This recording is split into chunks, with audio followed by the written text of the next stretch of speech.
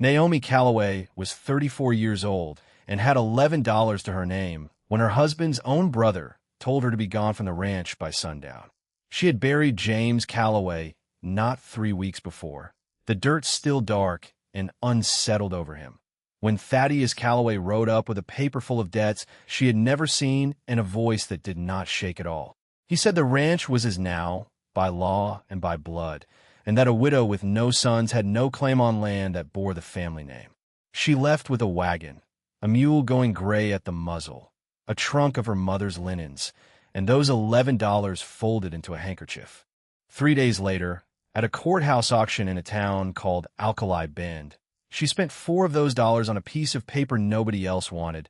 an old desert claim bordering a stretch of land, the whole territory called Sinner's Reach, a crossing so feared that grown men crossed themselves at its mention and turned their wagons the long way around rather than test it. It was, by every measure anyone could offer her, a foolish purchase, a widow's last coins thrown after a worthless patch of sand. But sealed somewhere beyond that dreaded crossing lay something that had waited 23 years to be found, something that would not only change the shape of her own life, but would put right a wrong old enough to have been forgotten by everyone except the ground itself. Settle in, and let us tell you the story of Naomi Calloway. If you have ever stood at the edge of something everyone told you not to cross, and felt in your bones that the far side held more truth than the fear did, tell us in the comments where home is for you. Naomi had been raised on a modest spread outside of Cimarron, the second of 4 daughters to a father who bred mules and a mother who kept the ledgers, and it was from her mother, Ruth, that she had learned the quiet art of reading numbers the way other women read Scripture, patiently, and for what they revealed rather than what they promised. Ruth Ellery had come from a family of Pennsylvania bookkeepers and had married a mule breeder out of love rather than sense, and she had brought west with her a habit of writing everything down, of trusting paper over memory, of believing that the truth, once recorded, could not be talked out of existing. She taught Naomi her letters over grain sacks and her sums over the household accounts, and more than once told her daughter that a woman who could read a contract needed no man to explain it to her, kindly or otherwise. It was a lesson Naomi would carry the whole of her life, though she did not yet know how dearly she would need it. She married James Calloway at 19, a rancher's son with gentle hands and a laugh that came easy, and for 15 years they built something together on land his father had left him outside of Alkali Bend. Not a large operation, but an honest one, cattle and a little grain, a house James had added a room to with his own hands when they thought, for one hopeful season, that a child might come. No child ever did, and Naomi had grieved that quietly and privately, the way she grieved most things, by working harder rather than by speaking of it. She kept the ranch's books herself, just as her mother had, and James used to say, laughing, that she knew where every dollar on the place had come from and where it intended to go before it got there. She learned to read land, too, in those years, not just numbers but soil and water and the old marks that other people's carelessness or memory left behind, fence posts sunk crooked by men who did not expect to stay, wells capped in a hurry by someone who left in the night. She did not know why she noticed such things. She only knew that she always had the same patient attention her mother had given to a column of figures now turned outward onto the wide, indifferent country around her. When James took sick with a fever that came on hard in the spring and did not relent, she nursed him herself for 11 days, reading to him in the evenings from the one book of poems she owned. And when he died, she was left, for the first time since she was 19, entirely alone in a world that had never asked her permission before deciding what she would keep and what she would lose. She did not yet know that her husband's brother had spent those same 11 days in the county seat, quietly buying up notes against the ranch that James, trusting man that he was, had signed without truly reading, believing family would never call a debt due while a body was still warm in the ground. Thaddeus Calloway had never liked his brother's wife, not because she had done him any wrong, but because she was clever in a way he found difficult to forgive in a woman,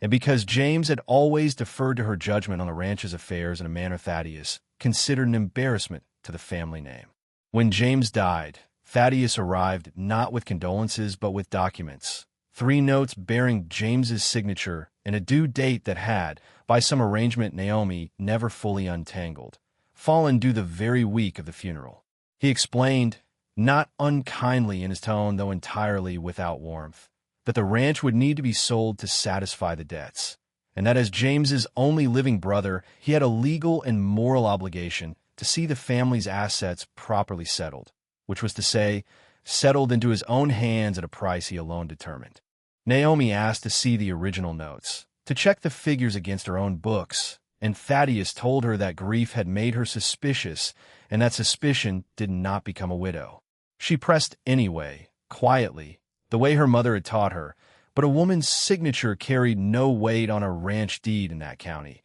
and the judge who heard the matter was an old friend of the elder Calloway and inclined, in the manner of small towns everywhere, to see things the way his friend's son saw them. Within 6 weeks of burying her husband, Naomi Calloway stood on the porch of the house she had kept for 15 years, watching Thaddeus's hired men move her furniture into the yard, and she understood with a coldness that went beyond anger that she would not win this fight through argument, because the men holding the ledger of right and wrong in this county were the very men who had done her wrong. She took what could fit in the wagon, her mother's linens, a few pans, James's father's clock, and the account books she had kept in her own hand for 15 years, which Thaddeus did not think to claim because he did not understand, and never would, that a woman's careful records might someday be worth more than the land itself. She had $11, a wagon, an aging mule, and nowhere in particular to go. And so she went, as so many displaced people before her had gone, toward the county seat, because a town at least offered the possibility of work, even for a widow past 30 with no family left to speak for her. Alkali Bend in that season was a town holding its breath, caught between the promise of a rail spur that kept being discussed and never arriving, and a slow, grinding thirst that had settled over the whole valley for 3 dry years running. The talk in its 1 saloon and 2 churches was all of water, whose wells were failing, whose cattle were being sold off early, whose fields had gone to dust. And beneath that talk, always, ran an older and stranger current of talk about Sinner's Reach, the wide, shimmering stretch of desert to the west that no one crossed anymore, not since the disappearance, some 23 years back, of an entire settlement called Piedra Dulce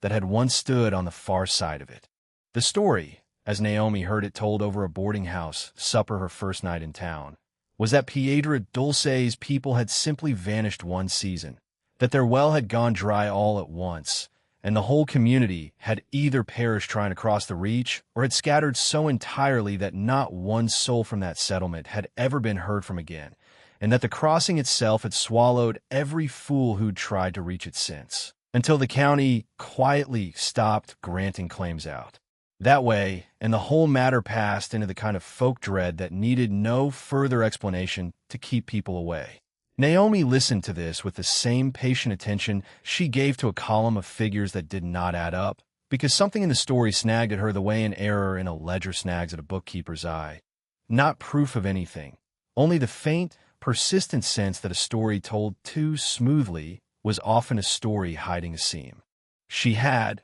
by then, exactly $7 remaining, a mule that needed rest, and no prospects in a town where every rancher was watching his own water and had none to spare for hiring a widow's help. It was in this condition, more out of a bookkeeper's stubborn habit of examining every entry than out of any hope, that she wandered into the courthouse the following week to watch an auction of delinquent land claims, tracts whose taxes had gone unpaid so long the county was glad to be rid of them for whatever coin a body offered. The auctioneer moved through most of the parcels quickly, good grazing land near the river fetching real bids from real ranchers. But when he came to a claim identified only as the old Larrabee crossing rights, bordering Sinner's Reach on its eastern face, the room went quiet in the particular way rooms go quiet around something people would rather not think about at all. No one bid. The auctioneer, a tired man named Wexler who plainly wanted the parcel off his rolls, said he would take $4 for it and be glad to be shed of it, since it was worthless desert nobody in his right mind would work, and there was a ripple of low laughter at that, the kind men give when they relieve someone else is about to make a fool of himself instead of them. Naomi thought of her mother's voice, the one that said a woman who reads a contract needs no man to explain it to her, and she thought of the smooth, too convenient shape of the Piedra Dulce story. And before she had entirely decided to do it, she heard her own voice offer Wexler his $4. The room laughed harder then, not cruelly exactly, but with the easy contempt people reserve for a woman doing something foolish with the last of what she has, and Thaddeus Calloway, who happened to be present that day, settling other business, laughed loudest of all and remarked to the man beside him that the widow Calloway seemed determined to throw away every dollar she had left on land the very devil had abandoned. Naomi signed the paper, took her deed, and left the courthouse with $3 to her name and a claim to a stretch of desert that every living soul in the valley believed had already killed everyone foolish enough to test it. She did not cross immediately. She spent what coin remained on grain for the mule and a week's lodging, and in that week she asked careful, unhurried questions of the oldest residents she could find, because a bookkeeper does not act on a hunch until she has gathered every figure available to her. She learned that the well records for Piedra Dulce, if they had ever existed in the county office, were nowhere to be found, that the man who had originally surveyed the crossing for the county, a man named Otis Farrow, had died some 15 years past, and that the land upstream of where Piedra Dulce's well would have drawn its water, land that today fed 3 of the largest cattle operations in the valley, had passed through several hands before settling, some 8 years back, into the possession of Thaddeus Calloway's own father, and upon his death,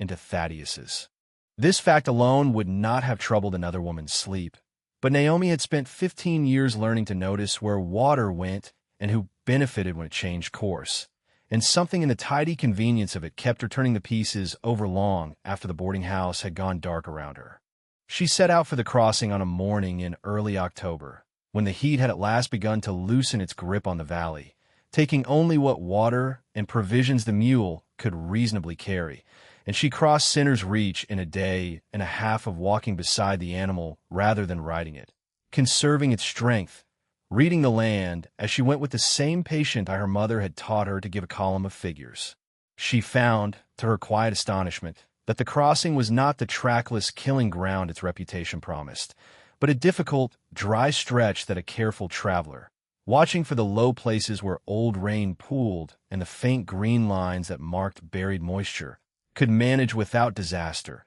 provided she was not in a hurry and did not panic at the silence. She wondered, walking it, how many people over 23 years had turned back at its edge on nothing more than a story, and how convenient that story had been for whoever most benefited from no one ever reaching the other side. On the evening of the second day, she came down out of a low pass and found herself looking at Piedra Dulce.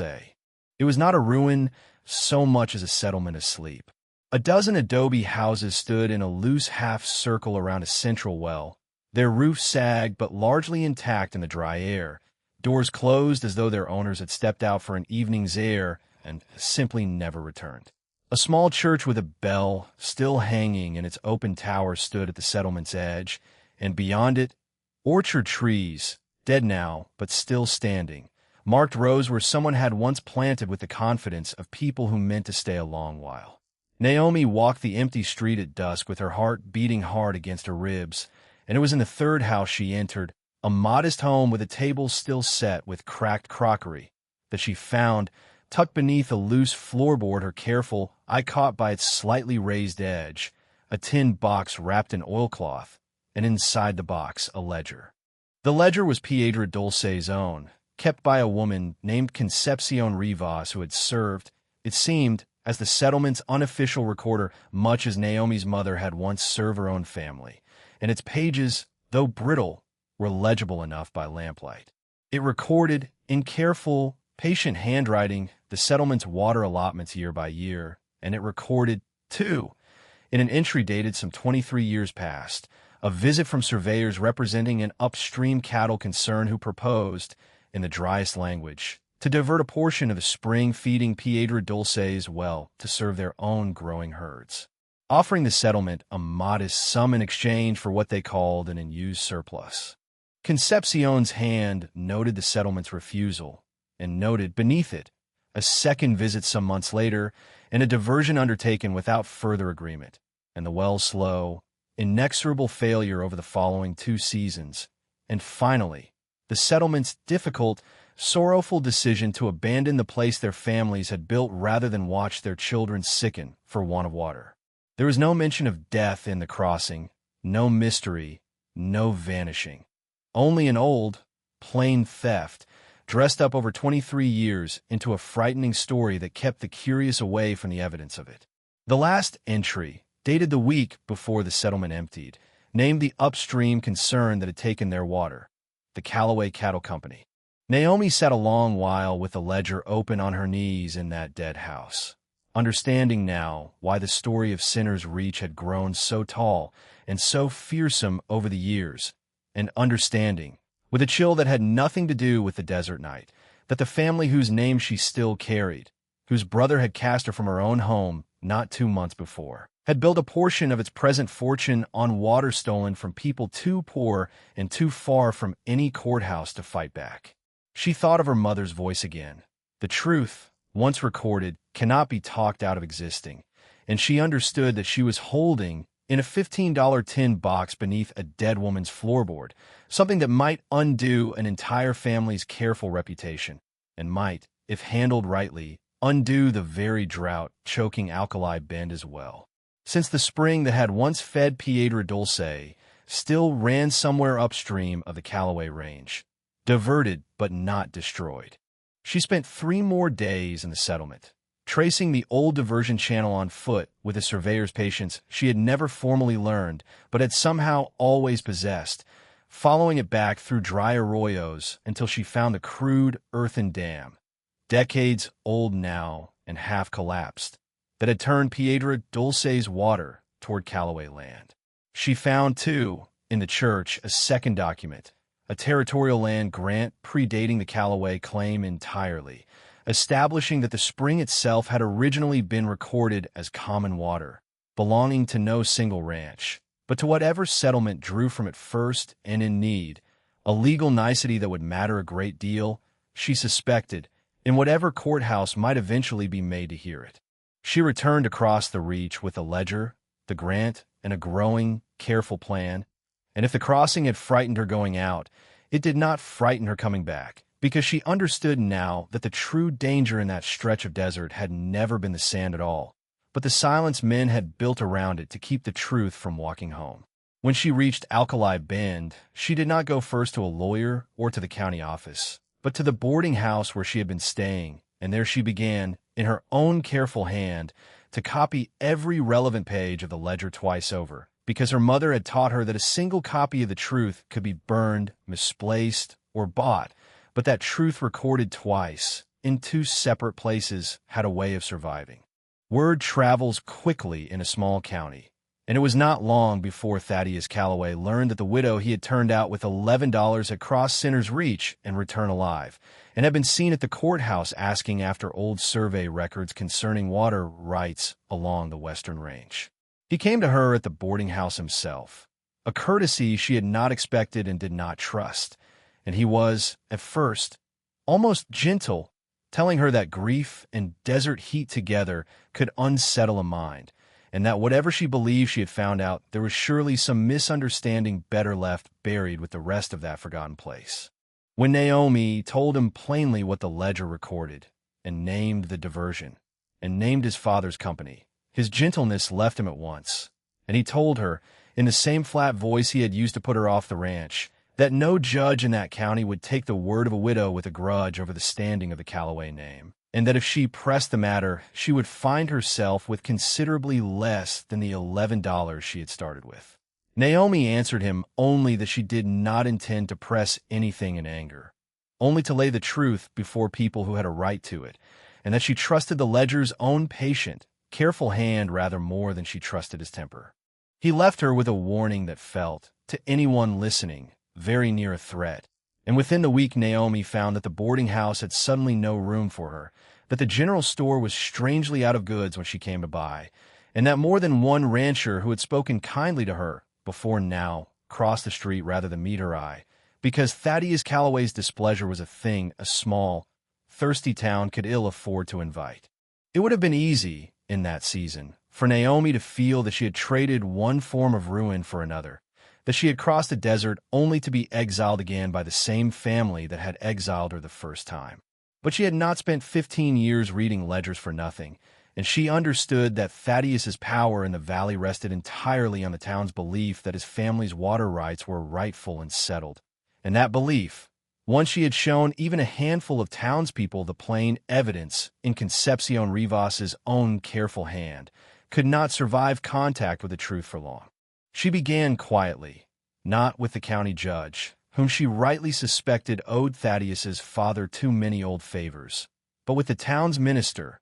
a widower named Reverend Amos Kittredge, who had baptized half the county and buried the other half, and who had, unbeknownst to most, kept his own private correspondence over the years with a circuit judge in the territorial capital, a man untouched by the small favors that bound the local bench. Kittredge read the ledger by lamplight much as Naomi had read it beneath a dead woman's floorboard, and he wept, quietly, for people he had never known, whose bells still hung silent in a tower 2 days' hard walk to the west. And he told Naomi that he would write to the circuit judge himself and would stand beside her whatever came of it, because a church that would not defend the truth was no church he cared to preach in any longer. The matter came, in the end, not to violence, for Naomi had been careful from the start to keep her evidence copied and shared beyond any single reach, but to a hearing convened at the county seat the following spring, before the circuit judge Kittredge had summoned, a hearing the whole valley turned out to watch because word of Piedra Dulce's ledger had by then traveled well beyond the boarding-house walls. Naomi stood before that hearing not as an angry widow seeking vengeance, but as a bookkeeper laying out her figures, presenting the ledger, the grant, the surveyor's dam, still standing in the dry arroyo for any man willing to ride out and see it with his own eyes, and she stated plainly that she sought neither punishment for Thaddeus Calloway nor personal profit for what she had found. Only the restoration of water, writes the original grant, had always intended for common use, water that could, if properly returned to its old channel, ease the very drought presently strangling half the ranches in the valley, Calloway's rivals and allies alike. Thaddeus, for his part, blustered and threatened and produced what documents his family had, but a land grant predating his own claim, backed by a settlement's own careful records and the physical fact of a 50-year-old dam still crouched in the desert for anyone to inspect, proved a harder thing to argue away than a widow's grief had been. And when 3 other ranchers who had quietly suffered their own water troubles over the years came forward to say they had long suspected some manner of upstream tampering, the judge's ruling, when it came, restored the spring to common allotment under a charter Naomi herself helped draft, drawing on the careful, equitable language Concepcion Rivas's ledger had used a generation before. Thaddeus Calloway did not go to prison, for theft of water diverted 23 years passed by his father's hand was a hard thing to prosecute as a crime. But he lost, in that hearing, the very thing his family had always traded on in that valley, which was the unquestioned assumption of its own rightful place, and he left the county seat that day a smaller man in the eyes of neighbors who had, until that spring,